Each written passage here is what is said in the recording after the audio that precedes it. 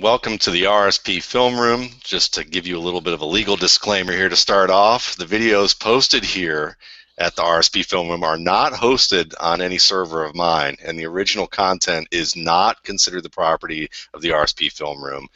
These are videos considered to be used under the fair use doctrine of the United States copyright law. Title 17, U.S. Code sections 107 and 118. I know you non-lawyers are very familiar with that. Videos are used on this site for the editorial and educational purposes only, and the Rookie Scouting Portfolio and its staff do not claim ownership of any video content, any original video content, and the RSP Film Room and its staff do not use any said video clips in advertisements, marketing, or direct financial gain.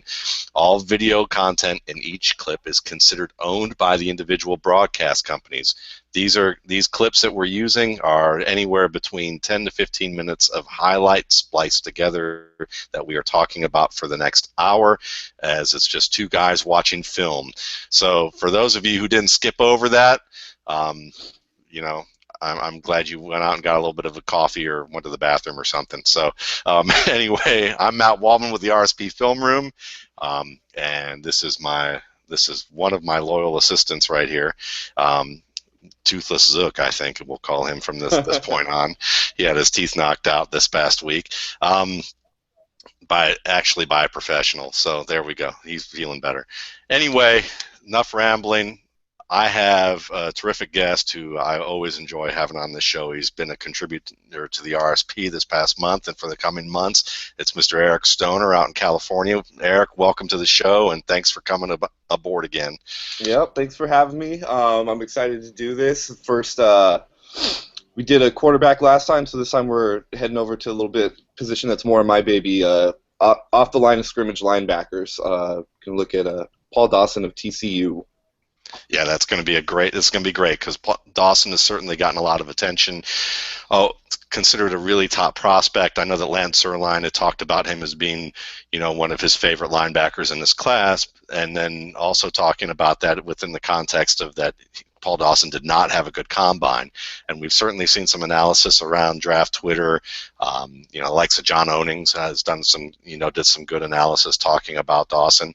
But certainly people are going to be split on some of this stuff, and I think that Eric hit me up and said let's review the tape again. He's reviewed the tape again since that combine performance, and then just mentioned to me a couple minutes ago before we got on the air that there were things that he saw that certainly reflect the bad from the combine performance. So we're going to watch the Oklahoma game, and for those of you who are new to the RSP Film Room, you can see this is a pretty casual show by the fact that I'm sitting up here and have a 14-year-old cat staring me in the face as we're having this conversation. This is about the most you're going to see of me and Eric probably at this point. We're going to go ahead and just watch a YouTube clip. We're going to have it in slow motion, and you'll occasionally hear our pets in the background, and basically talking about what we see on film, what we think of the linebacker position and how to evaluate it, and any other types of football-related analysis, evaluation, scouting-related questions or topics that will come to mind. So there you have it. We're going to go ahead and get started with the video here. I'm going to make sure that Eric can see what we need to look at, and we will be rolling in a moment here. All right, I can see. All right, cool. And we'll get the screen up a little bit more here. And there we go. And Eric, now you've played linebacker. You've coached some linebackers. Can you talk a little bit about what you look for in linebacker play? Yeah, I mean, there's a position that I played all growing up, all through high school and everything. I coached high school linebackers, so it's something that's kind of near and dear to my heart.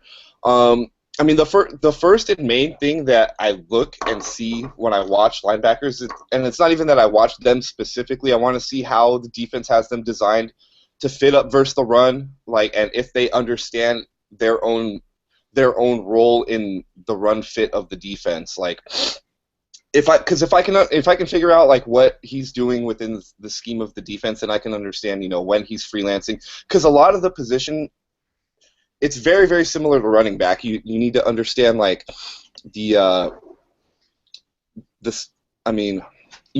they understand when to freelance and when to to attack creases and things of that nature. Understanding like a good linebacker is he's not just gonna be reading into the backfield and have his eyes into the backfield. He's gonna be able to see what the offensive line is doing and have that bring him to the ball. So a lot of the stuff is mental with the position, but at the same time, you still do need some physical requirements. You need to be able to hit a hole, when you have a gap and a clear run through, you need to be able to accelerate and hit it, especially like if you're playing the cutback or something. So it's a real nice blend for me of it, not just scouting physical traits, because it's a position that I feel like I understand, the mental side of the game. And I'm not saying that I'm perfect with it. I've had my misses. I loved Arthur Brown, and I mean, a lot of people loved Arthur Brown, and he's obviously been kind of a big flop. And he was a guy that I thought had a very, very strong mental side of his game, and it's actually been the mental side of his game that's held him back in the NFL, because what they're saying is that he's had a lot of trouble learning a more complex defense in Baltimore in the NFL. So that's a hard, that's part of the difficult things, is the gap between college and pro is pretty strong, and the mental game can be part of that. You can only project as much, so much from the mental game of a player. So I mean, I look at the same thing with running back or with quarterback. I think there's a mix of running back and quarterback involved in the linebacker position when you talk about the mental game. So one of the questions I do want to ask you, though, Eric, is you had talked about to me about reading the center as opposed to reading the guard, and I had Gene Bramall on this show, and we looked at Eric Kendricks, and he talked about reading the guard, and I brought up your name and how you talked about how when you learn to read the center and what he's doing as a linebacker, that it really opened up the game for you in a very different dimension. Can you talk a little bit about that? Right, and well, reading the center, it's easiest to do when you're playing like a traditional 4-3 defense, when you have the Mike linebacker stacked right over the center. So just the nature of the alignment, the center is going to have that block on the middle linebacker most of the time, so it becomes a very, very fast read. You're really just reading which foot he's stepping out with you at. Because the only time he's ever not going to block you really is either when he's trying to reach or when he's down blocking. And when you have one of those easy reads where he's going down or trying to reach the defensive lineman in front of you, you just got to cut. You don't want to flow laterally. Because when the center down blocks, you know that there's going to be another, whether it's the guard or the tackle from that side coming on a down block at you, like whether it's power or counter or something like that. One of those offensive linemen that's closer to the edge or to the perimeter is going to be coming down blocking on you, because they're replacing and the backside guard is coming to pull. So you want to come straight. You want to almost attack the ball and attack the line of scrimmage, and then that way you can get underneath those down blocks and then start scraping laterally. Because if you just start going laterally immediately right over the top, you're going to get picked off by one of those, either the guard or the tackle coming down on you. So like I said, when you're stacked right over the center, it becomes a very, very easy read. When playing so much nickel now, I mean, teams don't really, they play traditional, 4-3 base defenses, but so much in college they're in nickel, so you've got the Mike, or whether he's the Mike or the Will, they're usually going to be stacked over a guard in that alignment. So guard reads are a little bit harder, they're a little bit more complicated, but it's still a very, very, it's still a pretty similar process. That makes sense. I know Gene talked about that the guard is like an extra step in the process. It's almost like being the accountant who checks over every little detail before they make their action, as opposed to the center read is probably a little bit more intuitive and skipping a step and maybe a little harder to do. But if you're more advanced, that's where you want to go. Right. Okay. Right. Okay, cool. Sorry, I didn't mean to interrupt you. No, it's all good, man. Okay, we'll get this thing started now. All right.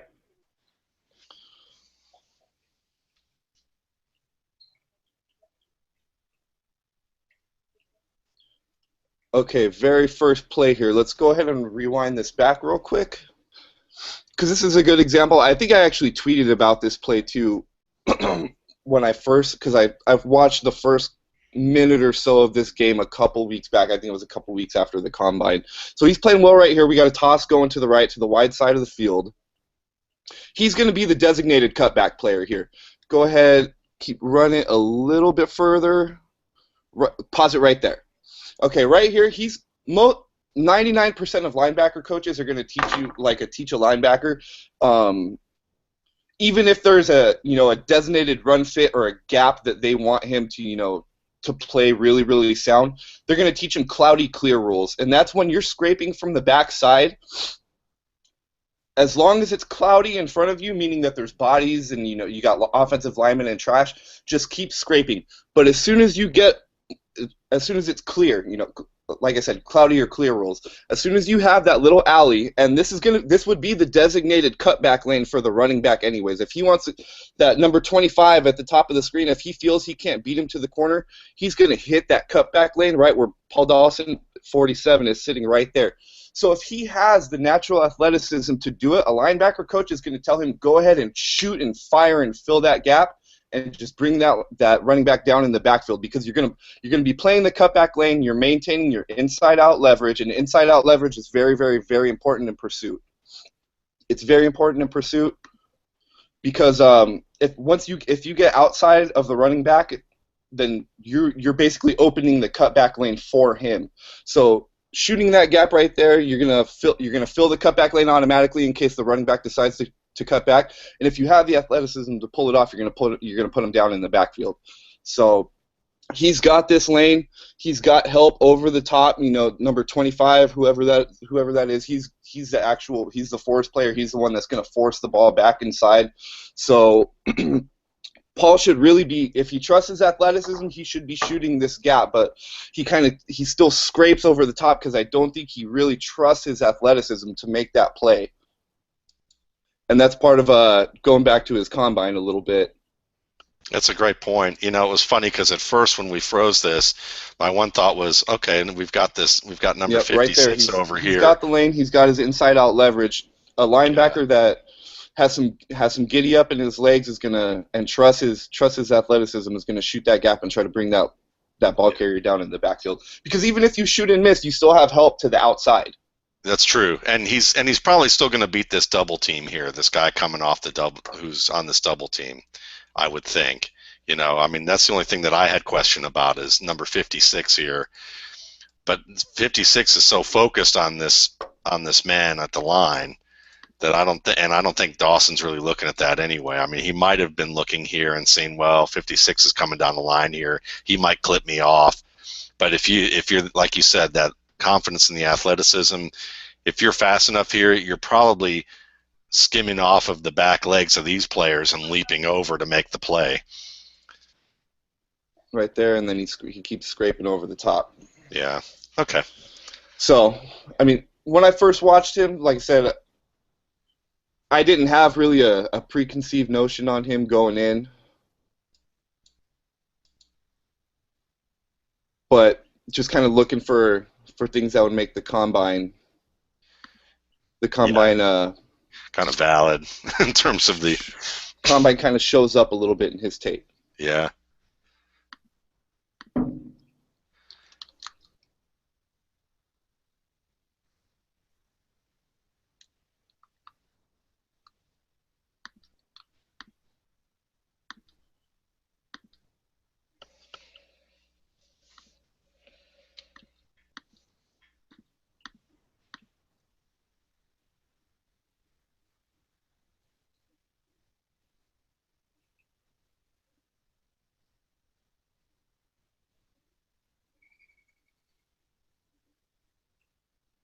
Hey, are you still there, Matt? I am. All right, because I couldn't hear anything for my speakers started, my headphones started cutting off again, so I went ahead and turned them off. Okay. All right, so it's going to probably sound a little bit different, but I don't think we're going to be getting these cutout issues anymore. You're okay. All right, good.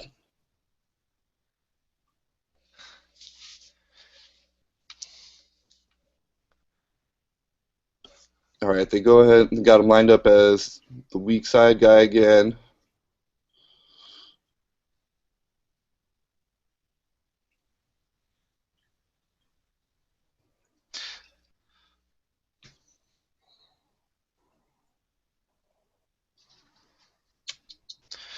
Let's talk about the importance of taking steps towards the line.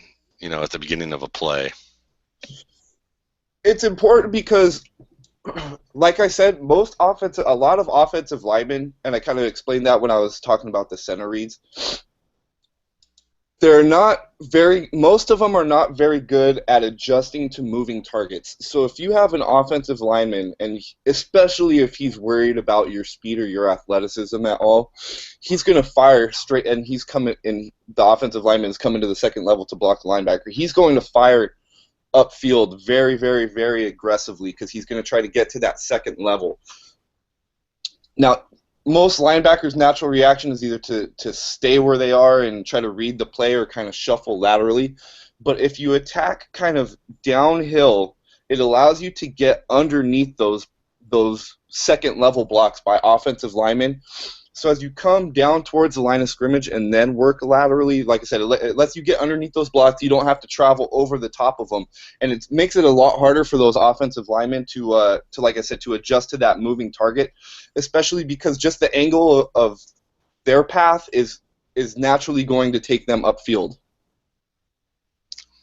Good stuff.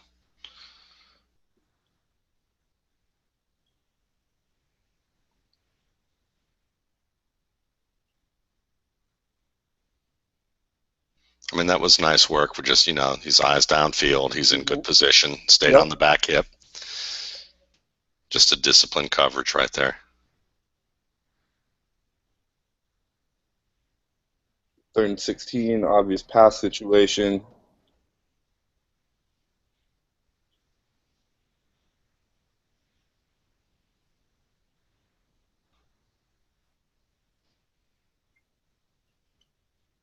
And that's just a good play by the quarterback right there. Reads man.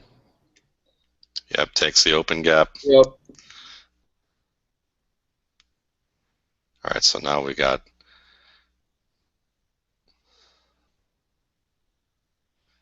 See right there, I don't know if he's supposed to be coming on a blitz or if he just reads the run and continues to go with it and vacate his zone.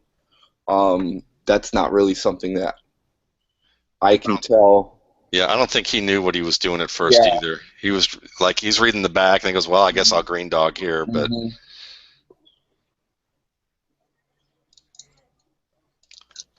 yeah, anyway, we'll go forward.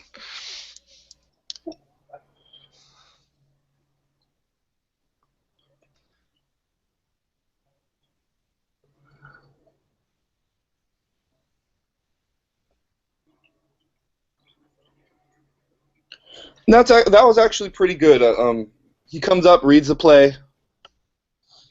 Yep. And then you see him as soon as he starts dropping. He's trying to drop underneath that crosser coming over the middle of the field. You can see he's not really trying to go and cover dead grass or keep his eyes locked in the backfield. He checks up and see where that wide receiver's crossing across the field and gets underneath in the throwing lane right there, which is actually pretty good. Yeah.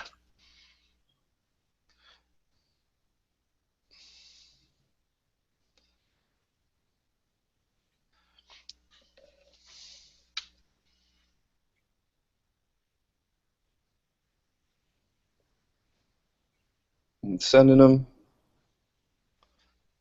The timing was good. Mm-hmm. The outcome. So what do you try to do to avoid a cut like this? I mean, could he have done anything a little bit better to avoid this? Because I'm watching this running back here, and the running back, it's not a bad cut, but it's not, I mean, a lot of it is going to come down to balance and being able to use your hands while keeping your eyes on the ball carrier. And there's a bunch of drills that you can do with linebackers where you have them working over bags and pushing down on the bags with their hands while keeping their eyes upfield and shuffling over the bags to try to get them used to, moving laterally and pushing down on cut blocks like that to avoid it and step over it. Yeah, I mean, it looks like he's trying to push down with this inside arm, but he just misjudges the head of the defender and misses it, and ends up getting struck by it rather than being able to push down. Right, and getting his legs cut out from under him.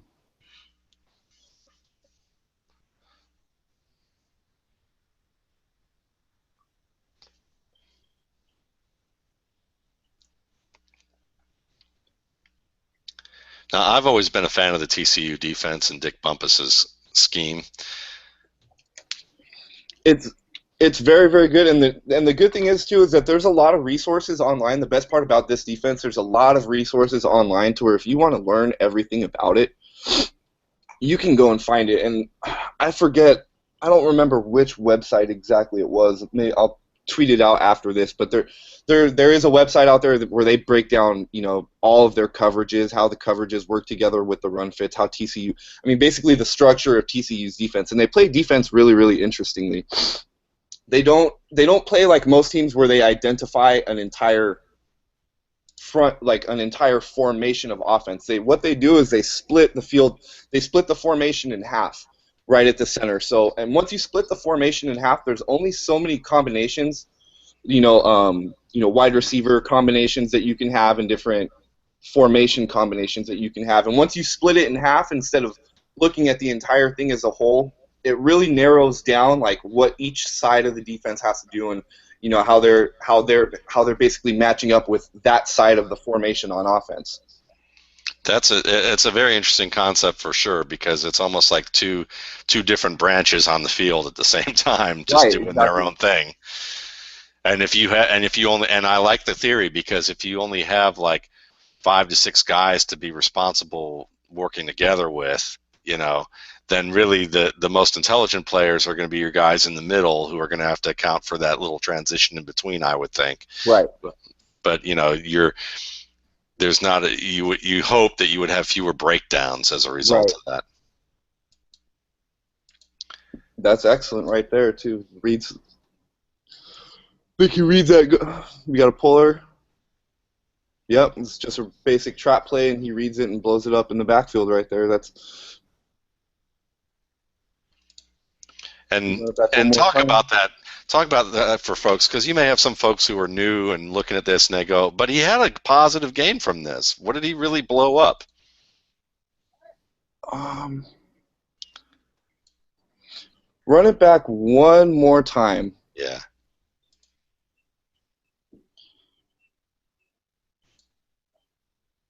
Okay, so the guard right in front of him, he sees a down block immediately, and that's kind of goes back to how I was saying when you're stacked right over the center and you see him down blocking and replacing and taking nose tackle. When you see a down block right in front of you, that whenever there's a down block in front of you, that means that the offense is bringing somebody either from the backside or from the backfield to kick out.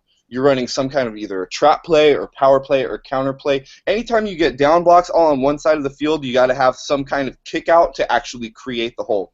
So once you see that guard down blocking and replacing and blocking that nose tackle right in front of him, he knows that somebody's going to be coming to kick and pull out, and it's going to be they pull a guard to trap on the defensive end, and they're also bringing this fullback out here to kick out on the very edge player, and that's going to be him who fills out here, and he bucks that.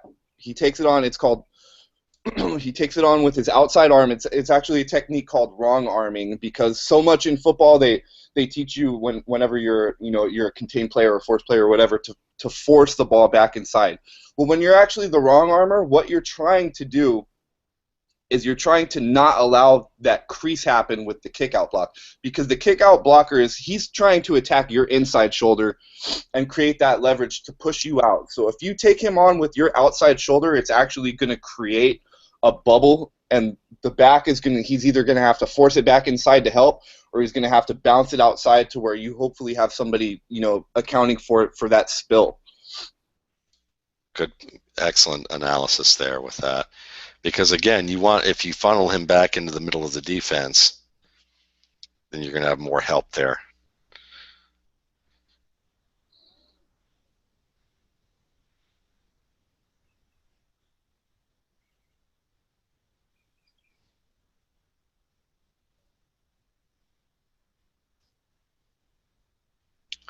There's where that athleticism or lack of it comes into play.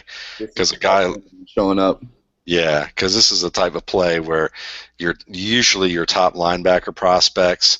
It's plant right there and straight down the line, and Yep. he's meeting him in the backfield.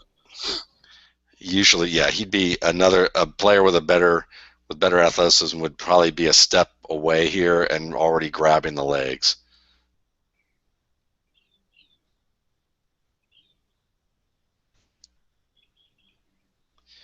And that's mainly the question that I had with him, because like I said, I hadn't seen him at all, before the combine. So when I did and there was a lot of there. Whenever you have a prospect that has a combine that's that bad, a lot of the talk is what do you even do with this? Because we like his film. So the question almost becomes, do you throw that combine out? And since I didn't really have any preconceived notions of him going in, I kind of went in, as bad as it sounds, looking for examples of where that combine is gonna, if that bad combine does show up, and if that's going to be a liability, in the NFL. And going back to the very first play when he has that cutback lane and he should be shooting it and bringing that guy down in the backfield, and right there where that previous play that we were just talking about, he's got a clear point of entry, he's in the backfield and everything. All he's got to do is really just plant his foot and come straight down the line of scrimmage, and he's simply just not able to do it and chase that guy down. Yeah, and I'm just going back to that first play again because you see it very clearly right there. A lot of people are going to see that play and think, oh, he's just being disciplined and staying over the top and everything. But he's already got help over the top. He's the designated cutback player, and even though the running back never cuts back, he's got a clear lane to shoot and bring that play down in the backfield. And like I said, a good linebacker coach is not going to have any problem with him doing it. He's actually probably going to coach him up and want him to do it if he has the type of athlete that can pull it off. Absolutely, because the big thing about football, just to keep it as simple as we can, is that you want football players who know when to be aggressive and can be aggressive. Right. Because really the way you win is aggression, and you have to be able to know when to take that risk and be able to pull it off a lot of times. It's just like a quarterback who can fit it into a tight window, who is going to go deep when he sees a huge opportunity to go deep, or a running back who sees a huge opportunity to cut back and take that thing outside. Right. So with linebacker play, it's the same thing. You see an opportunity to cut inside and shoot that gap, you take it. So that's just one of the basic fundamental tenets of playing football, and playing aggressive football to win, and not football not to lose. Right. No, I mean, I certainly, I think the discussion about the combine is a very good one, because I'm looking at combine numbers right now for a number of different players, and oftentimes it can be the same thing in reverse for small school players. I watched a small school tight end from Illinois State who blew up his pro day. He wasn't even invited to the combine, but if you look at combine numbers from the past 12 years, his numbers compared well to Vernon Davis, Jordan Cameron, a number of guys when it came to explosion. Right. And when I watched him on tape, I'm like, he's winning on tape, but I'm like, he's playing Northern Iowa. He's playing, NIU sometimes. He's playing some teams that compete decently against major college teams, but you always want to see. And when you get a chance to see a guy with a combine that stands out so well and it matches his tape, then you have to look at it and say, this guy can hang. Athletically, he can hang. Right.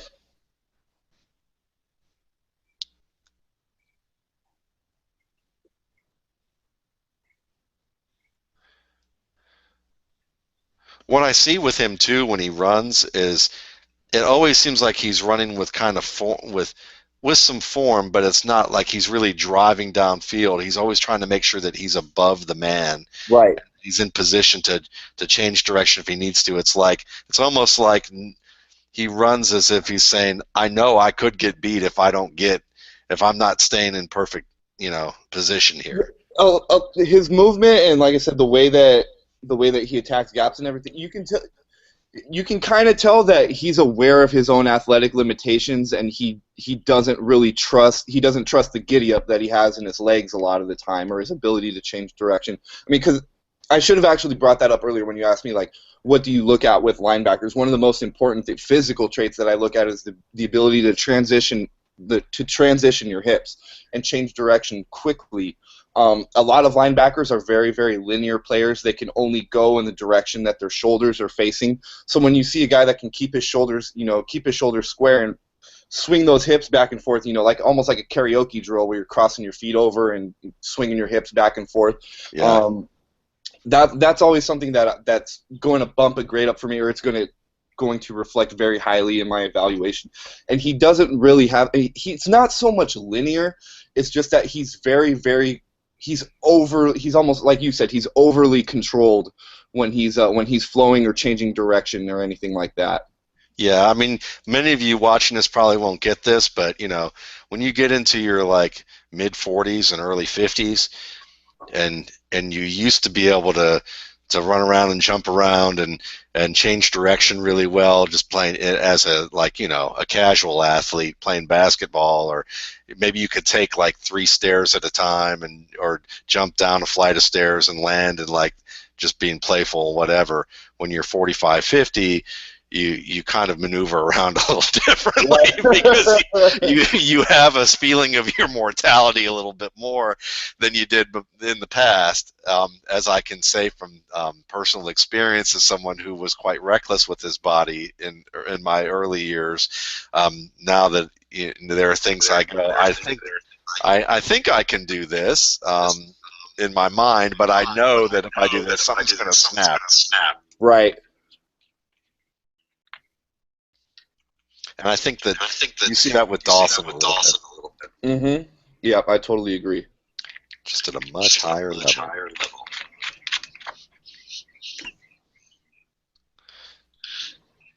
Okay, can we run this back one time? Absolutely.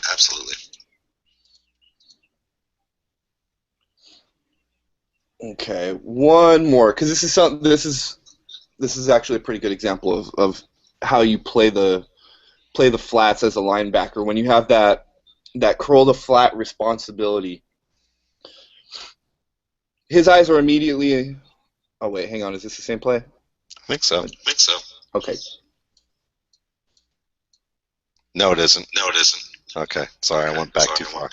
Nope, it's all good. Here we go. See, he kind of in his zone drop here.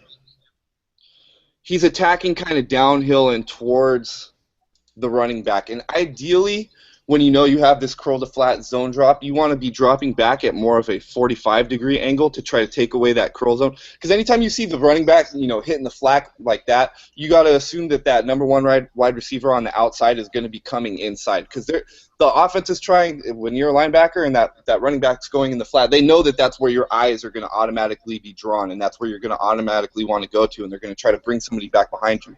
So ideally, you want to take that 45-degree angle drop, and not so that way you can stay in the pass lane for any curl or dig or whatever that's coming back inside.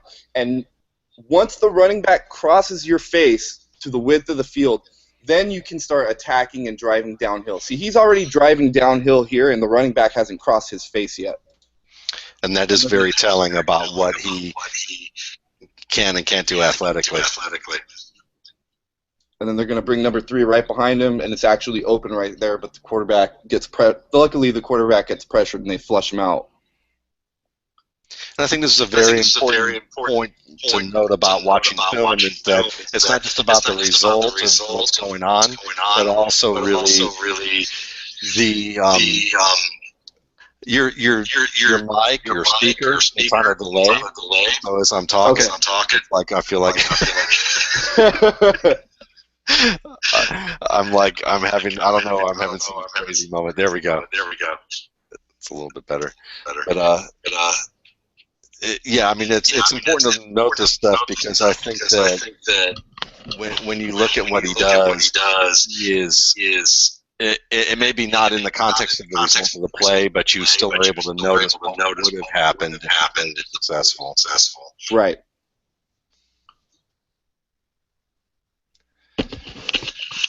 Yeah, your speaker's on a delay. Okay. Let me see if I can fix this for a sec. Sorry, everyone. No worries.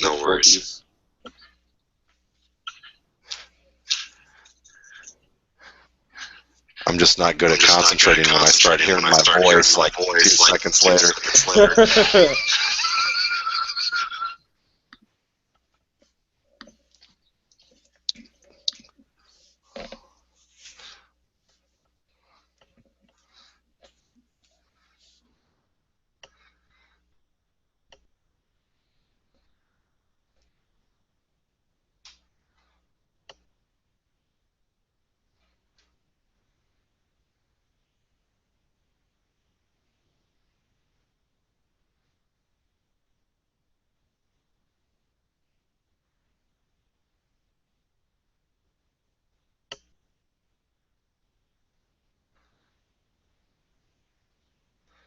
Anything?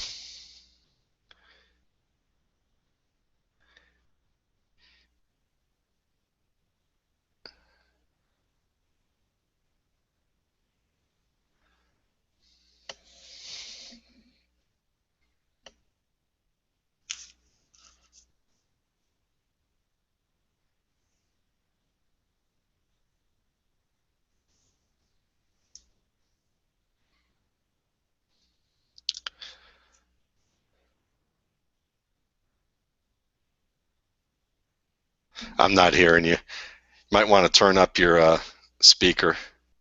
You're on mute. I think you muted yourself.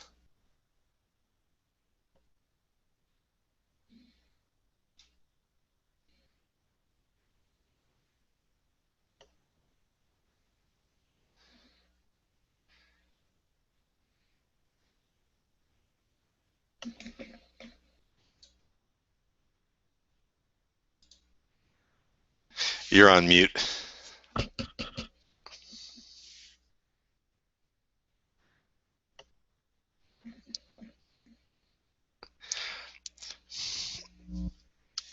You can use your speaker.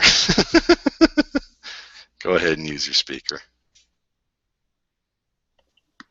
There you go. We good now? Yeah. All right.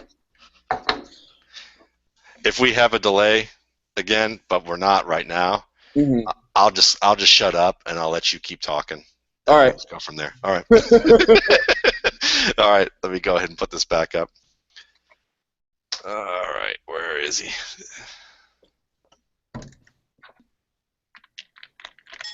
All right. We're good to go. All right. Technical difficulties over. Things happen.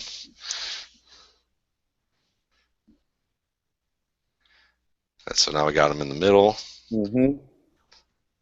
Looks like it could be a run. Yep. And he gets held.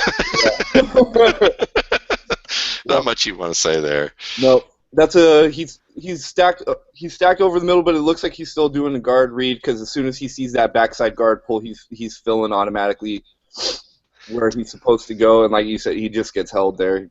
Yeah, it's good team football. Should have been called.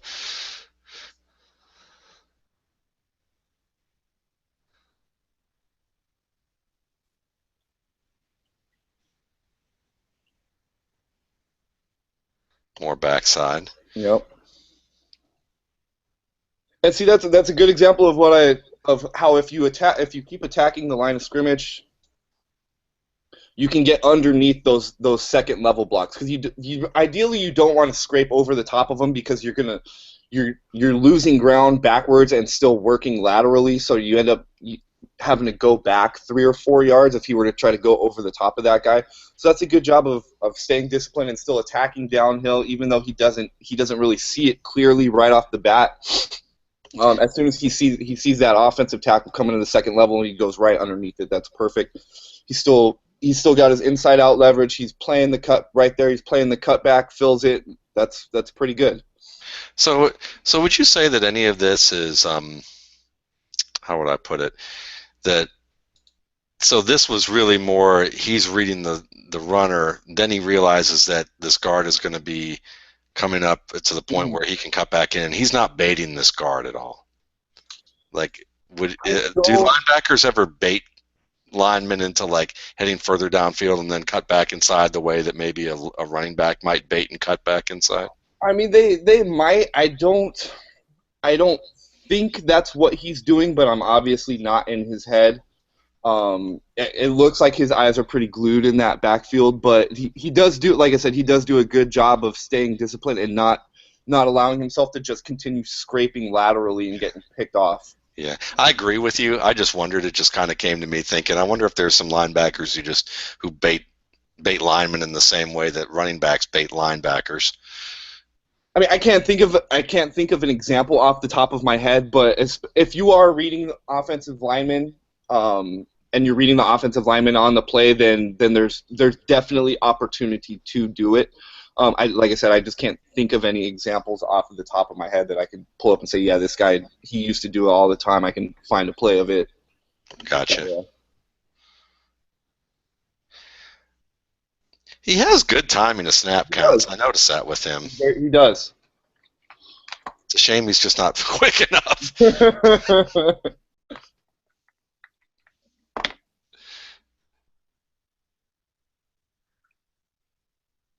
You got him split out in space here, splitting the distance between the offensive tackle and the slot receiver.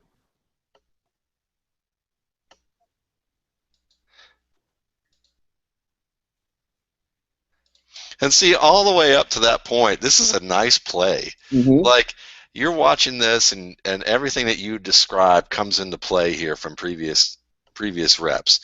He comes downhill. He knows that the second level man's here. Instead of scraping over the top, he stops right here. And it's really not because of the quarterback. I mean, the quarterback is about to lean over here, but I don't think he's reading. I think he sees the quarterback, but I don't think the quarterback does enough. Well, you see him lean a little bit here outside the hash. So he reads that very fast and lets the lineman overrun. And then he's just not quick enough and bouncing. Yeah, his feet are stuck in quicksand, and you can see right there where he's trying to plant and change direction, and he doesn't have the explosion in his lower body and the ability to transition his hips and sink them and turn them quickly. He's got to load back up before he changes direction. Yeah.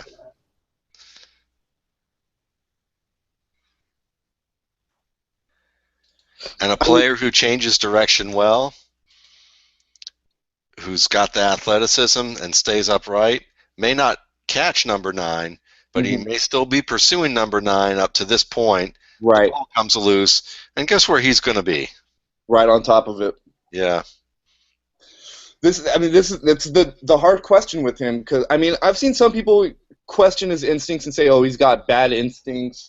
I mean, you do kind of see some of that in coverage, but I don't think it's so much bad instincts as much as he doesn't really. I really don't think he trusts his own athleticism. I think he understands and knows what he is as an athlete. See, this is a good example of what happens when you don't attack downhill and you just try to scrape over the top. You just get picked off and washed out. And here it comes, the center coming right up the middle here. And see, if he would have just attacked downhill, he would have been right in that crease right there, right in that cutback lane. Because you see that guard center double team? Yep. And then... And there's that cutback lane right where he should be filling if he's playing closer to the line of scrimmage and coming downhill and working laterally that way. Yeah, makes total sense. He should have been coming downhill right here. Yep. Yep, because you have the edge player on the backside. If he's got contain on the backside, the nose tackle is going to have that. He's going to be responsible for that A gap, that center guard gap, and so he's playing the bubble right there in the front. It looks like he gets a little bit over aggressive, trying to help to the outside, and he vacates his gap in the run fit.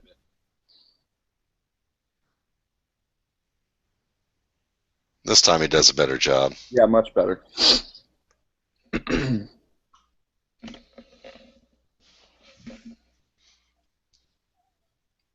Times it good again.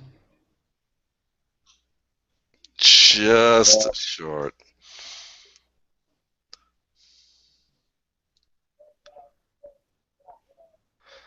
So this is probably going to sound mean, but it's kind of a harsh reality of evaluating guys. Mm-hmm.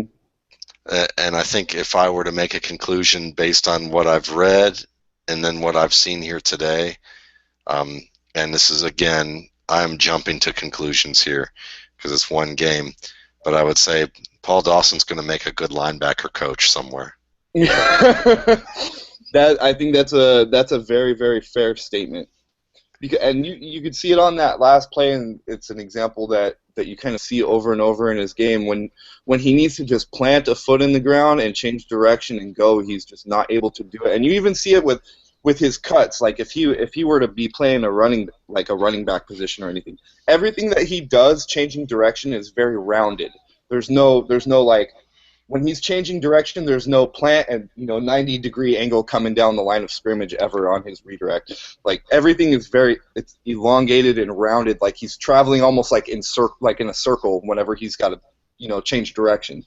Yeah, if you ever think about your favorite running back who was really good and had a long career, and then he is, in the 8th, 9th, 11th year of his career. LaDainian Tomlinson's a good example. Watch LaDainian Tomlinson in his first 5 years, and you see cuts that are just insanely difficult to make to either direction, and he does it masterfully. Watch him with the Jets at the end of his career, and he still has some of it, but then there's a couple of cuts that you just go, it's not there anymore. Yeah, it's just not there in the legs and in the hips. Yeah, and Paul Dawson is basically, he's having the college version of his career. College is the upper limit maybe of his athleticism. Right. That's actually really, really cool play design by Oklahoma there. Yeah, let's look at that. Yeah, you got to pull the guard and then the quick slant. That's nice. That's really nice play design. And really, that's what we call that influence blocking on the defensive side of the ball. When the offense when they know that you're reading the offensive line, they'll start purposely doing stuff with the offensive line to make your read incorrect. Like you'll see this a lot with teams when they run isolation or a blast play, or not so much inside zone. Isolation or blast, it's very, very similar to inside zone. It's just how you treat that backside defender is kind of different. And what they'll do, instead of just having the offensive tackle fire out block on the backside defensive end, they'll have him pass set so the defensive end starts rushing upfield and it opens up a bigger lane. Nice. Or like if you want to do it to a linebacker, you'll pull a guard to an area where you're not actually running the play, just to get him, like I said, to influence him and to get him to pull him away from where you actually want him. You're giving him the incorrect read on purpose. You're not blocking how you're supposed to be blocking, purposely to get the defender out of position. Total mind games. Yep.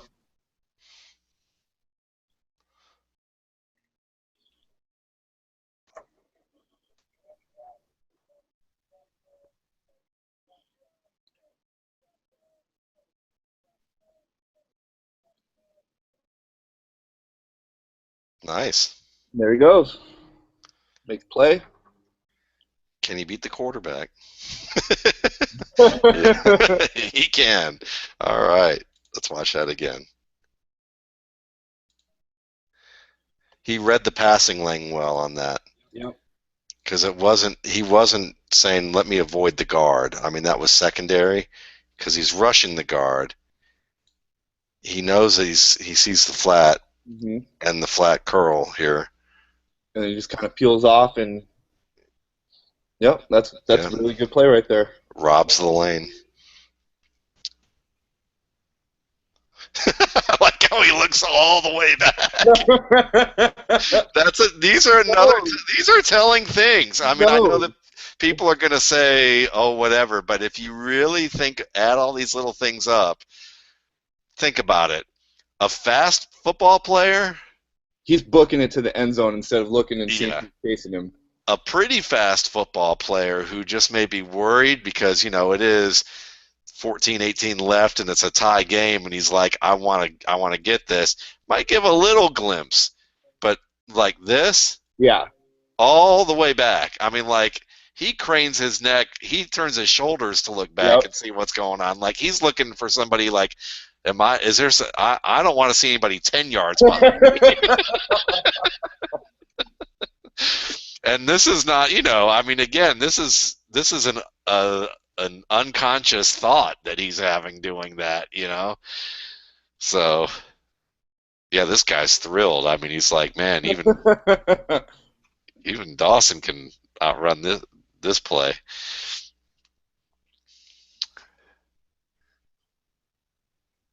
But I mean, yeah, you see it even in clearer detail here.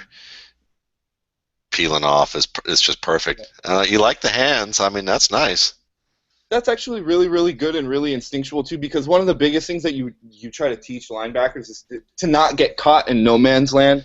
Like, he kind of comes on a delayed blitz there, and what you wouldn't want to see is him just running into the guard and getting sucked up into the guard when, that the blitz comes so late anyways that you're not really going to expect him to get to the quarterback. So he knows he's not going to get there, and he starts peeling off right away and trying to get into the lane. So that's actually a really good instinctual play. It is, because people can be so mechanical about they interact any type of process. This is the difference between what, if you're in the business world, you think of between strategic thinking and task-oriented behavior. Task-oriented behavior is you're going to basically like you said, go to the guard here. I'm on a blitz. This is my job to get upfield and to attack the quarterback. Right. I'm supposed to do. I work at the DMV. This is my job, As opposed to, I manage the DMV. Maybe we should, here's a situation where maybe I should adjust. Right. Then again, we're talking about the DMV, so bureaucracy doesn't really apply here.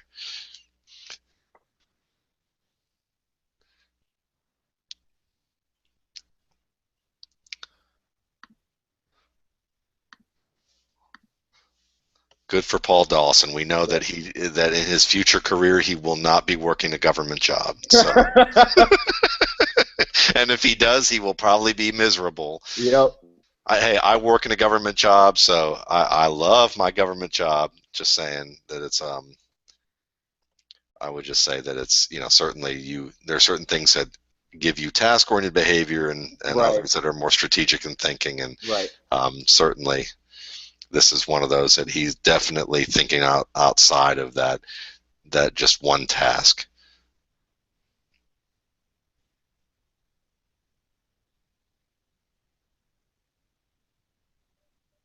Yeah, I think he's just playing a spy there. Yeah.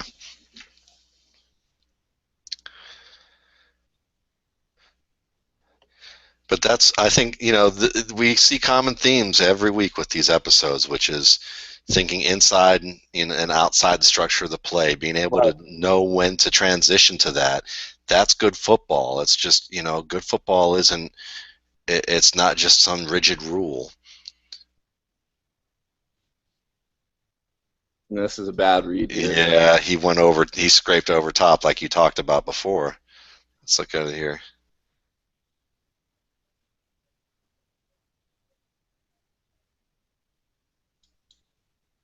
Doesn't see this. He's got his eyes in the backfield right here. Yeah. That guard that he stacked right over pulls immediately, and he should be reading that and going.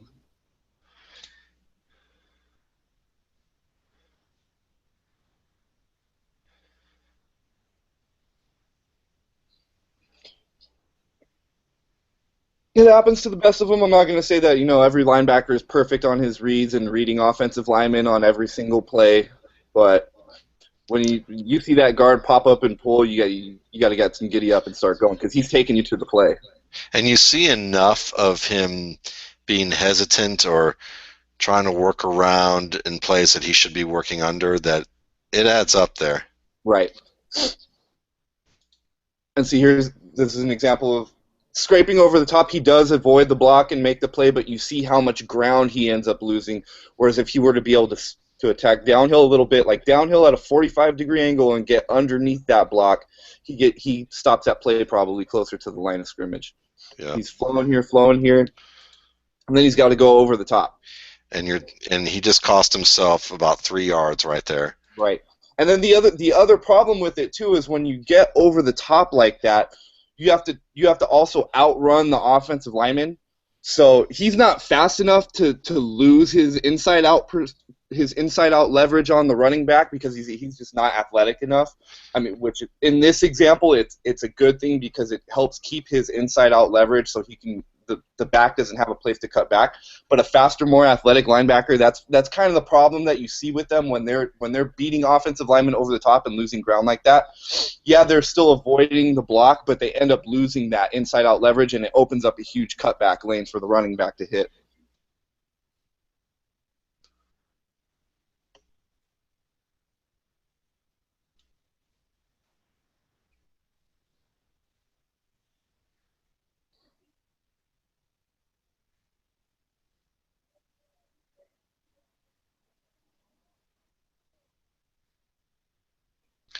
And this is a pivotal point in this game. I mean, they're up by 4, like mid fourth quarter.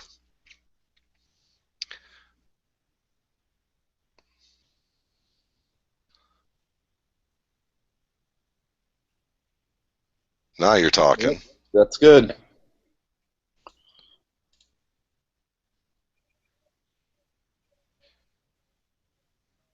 And he really doesn't tip off. Well, he doesn't really tip off anything before the line of scrimmage to the running back at all. I mean, he's not crowding it. A savvy running back might see him leaning forward like that and go, "This guy's coming." Right. So from a pro standpoint, this is something that if I'm a running back in the pro and I'm watching film and I've got Paul Dawson as the weak side linebacker on the side, and I'm sitting there thinking, normally here I've got to watch for this guy shooting this gap, Right. and he's going to tip, but I know he's going to tip it off to me. Like I know he's going to be leaning because he doesn't trust the fact that he's fast enough to get me without cheating up here. Right. And at that point, what Matt Forte might do, Matt Forte will see, go, I've got this rookie Dawson. He's going to lean here like he is like about to fall over. Right. And so I'm going to run right up here, stop and plant, and cut outs and bounce this right outside him. Right. Exactly. And that's the difference between college and pro. And I think with watching the college game with a pro eye, you have to do, because you have to understand other players and how they function. Exactly. And if you look at a guy like Forte, you look at a guy like Peterson, even Ryan Matthews. Ryan Matthews is going to spot this thing, and he's going to be able to plant, cut, bounce outside, right, and say bye-bye. And especially against a guy like this, that you know that he doesn't, once he gets into the backfield, if you make him plant and change directions off of that, you know that that's already something that he struggles with. So that's going to, like you said, that's going to be something that a professional running back might be able to set him up on. Yeah. Now he's got 2 men here he's got to do that with, but that won't always be the case. Right. And it's a good, like how you said, watching it, it's not so much results oriented for each play, and it's kind of an example I gave on the TJ Clemmings piece that I wrote for you, where he has that second level block and he ends up making the block. They get the first down and everything. You know, it's an isolation play or a weak or a inside zone, and he's got the backside linebacker. And the guy ends up they get the first down, but his guy ends up making a tackle. But in the NFL, you know, if that weak side linebacker is Levante David, he's going to read that bad first step, and he's going to be filling that gap, you know, immediately and stuffing that play in the backfield. So what's a successful play in college isn't always going to be a successful play in the NFL, even though that the results of it might make you think that. But you're just talking about a brand of athlete that moves much faster, is much more disciplined in the NFL than is in college, and they're going, if you're not perfect or close to perfect, it's going to almost be devastating results against you. Absolutely, because, you know, I use this all the time. It's like on the offensive side of the ball, passing windows. You know, passing windows can be wide open wide open in college football is way different than wide open in the NFL. You Right. know, having an angle is very different. Like you said, it's a matter of one step or two steps, in the NFL as opposed to here where you have a lot more room in a lot of cases, unless you're playing, a top level opponent. Right. And even then you're going to see some of that. It's why a team that is, it's why the Oakland Raiders or the Cleveland Browns or I'm trying to talk around this because you know where I'm heading. Right. Why a bad NFL team would whip a great college team. Right. Exactly.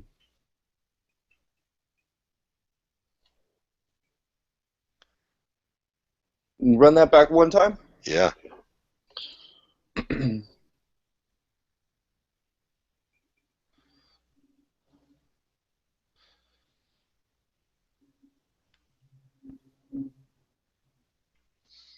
See, that's actually a little bit better. I don't.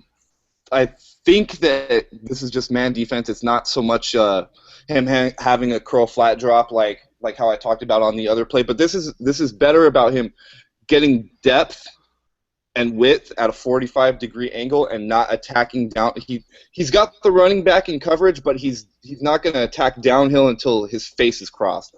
He does it a little bit late, and he's just not that good of an athlete. But that's a much better job of not just flying straight downhill to cover the running back. Absolutely, it is, and that makes total sense. Of course, he has to lay out and give Right. everything he has just to get contact. So, yeah, and I think that's a fitting ending play. Yeah. Dawson, which is he's smart. He certainly has some good instincts. He has some bad plays mixed in between with that, but the athleticism just isn't there for this guy. Right. I mean, do you look at someone like him and say, if he drops to me far enough, I would take him and I could use him on special teams, and he'd be a good special teams player and a usable reserve if it came down to that?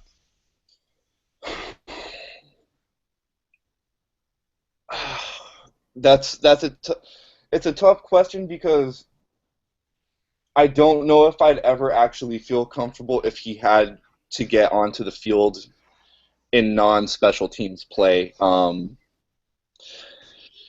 Yeah, I don't think I'd feel that good I about it wouldn't either. I wouldn't feel very comfortable with it. He would probably be a great special teams player, but I don't know if that's somebody that you would. I mean, and a day when you're talking about fourth round can still be a valuable pick, but once you start talking fifth, sixth, seventh round, I mean, those guys, it's a toss up, and you're not. I mean, you're not talking about the greatest football players, and the hit rate is so low anyways. Most of those players end up being just special teams picks, so he might that's gonna be his future in the NFL, I would assume. That's really the only place I think that I would feel comfortable playing him. I don't think that I would ever spend a pick on him, saying though that I think that I can groom him down the line into being even a rotational guy or a sub package guy, just because he's small and he's slow. Yeah. So it's unfortunate to say that, and the thing is too that I kind of wonder is I wonder myself how I would view him if I had seen him before his bad combine, because I already know that I have that in the back of my head and I'm looking for that already. Yeah. So that's kind of, most people that were really really high on him, there is good in his film. There's no doubt about that, but I think for me personally, I would have still seen those things like that very first play where he has that cutback lane to shoot would have been it would have started raising alarm bells in my head, even if I would have watched him before the combine. But when you add in the bad combine, I mean, the combine that he had is not representative of what a draftable NFL player is, to put it. No, I think that's good. I mean, conversely, I looked at a guy like Javorius Allen, Buck Allen of USC running back, and his combine times for his 40 times 4.53, which isn't bad. Then you're looking at some of his 3-cone and his 20 shuttle, and they're very good.